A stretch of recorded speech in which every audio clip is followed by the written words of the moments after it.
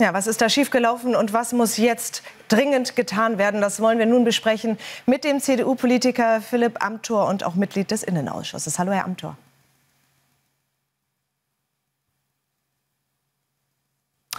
Ein Täter, der Online-Posts veröffentlicht, die wie Anschlagsdrohungen klingen. Saudi-Arabien warnt vor ihm.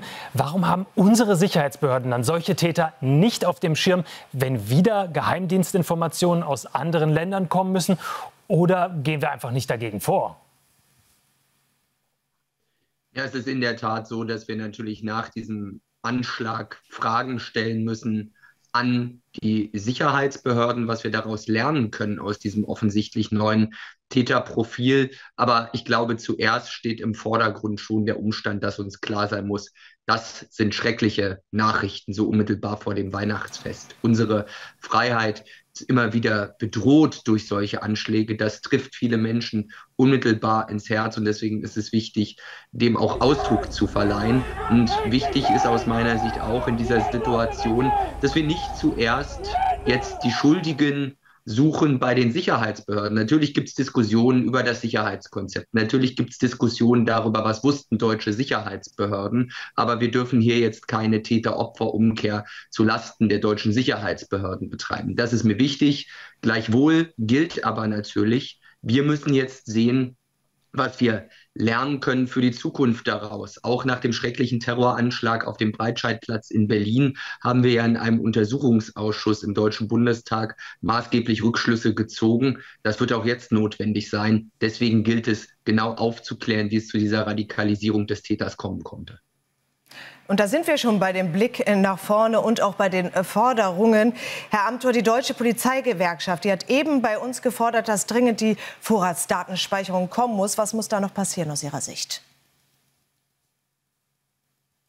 Das ist in der Tat eines der großen Themen und es verbietet sich eigentlich, jetzt Wahlkampf zu betreiben. Aber natürlich müssen wir uns schon fragen, was sind die Gründe dafür, dass es scheinbar eine zunehmende Radikalisierung von Tätern im Internet immer wieder gibt und die Sicherheitsbehörden da nicht Schritt halten können, das nicht immer nachvollziehen können. Da muss klar sein, wer Daten auswerten will, der muss Daten erheben, speichern und verarbeiten dürfen. Und da legen linke Sicherheitspolitiker unseren Sicherheitsbehörden leider immer wieder Fesseln an. Die Forderung nach der Vorratsdatenspeicherung ist richtig. Auch insgesamt Forderungen nach der sogenannten Online-Durchsuchung sind notwendig. Denn wenn man das, was jetzt ja bitter zutage kommt, sich die Social-Media-Profile dieses Täters ansieht, dann mutet das natürlich einerseits nach Verschwörungstheorie an. Andererseits ist die Radikalisierung diesen Beiträgen ja irgendwie aber auch auf die Stirn geschrieben. Und es geht nicht darum, unbescholtene Bürger jetzt im Internet mit allen möglichen Informationssuchen zu durchkämmen. Aber es muss schon darum gehen, dass wir bei Radikalisierungsfällen genau hinsehen können. Und dafür brauchen die Sicherheitsbehörden auch Kompetenzen, die in digitaler Hinsicht auf der Höhe der Zeit sind. Aber Herr Amthor, Sie haben es gerade angesprochen, linke Sicherheitspolitiker hätten das verhindert. Aber man darf darauf hinweisen, dass Ihr Wunschkoalitionspartner oder Ihr mutmaßlicher Wunschkoalitionspartner, die FDP, also die Liberalen, eben diese Vorratsdatenspeicherung ja immer verhindert hat. Also ja, so ganz stimmt das ja nicht. Also ich würde jetzt ungern sozusagen in eine Wahlkampfpolemisierung dieses Anschlags einsteigen. Ich glaube nicht, dass das richtig ist. Linke Sicherheitspolitik, um diesen Oberbegriff zu verwenden, die ist ja auch der FDP nicht fremd, sondern offensichtlich stand sie bei vielen gerade technischen Befugnissen der Sicherheitsbehörden viel mehr auf der Bremse als die Sozialdemokraten. Fakt ist, wir haben, und da geht es jetzt gar nicht mehr um politische Verantwortlichkeit, einen riesengroßen Reparaturbedarf in Fragen der technischen Kompetenzen der Sicherheitsbehörden in der Bundesrepublik Deutschland. Und das muss jetzt auch zum Anlass genommen werden, zu prüfen, ob und unter welchen Bedingungen dieser Anschlag durch andere technische Auswertungsmöglichkeiten hätte verhindert werden können.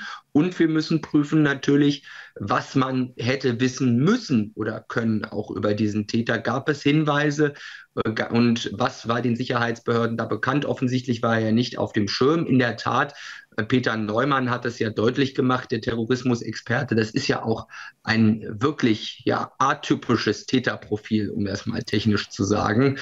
Das muss man auch in die Abwägung einstellen, aber es zeigt umso mehr, dass wir einen 360-Grad-Blick gegen Extremismus brauchen.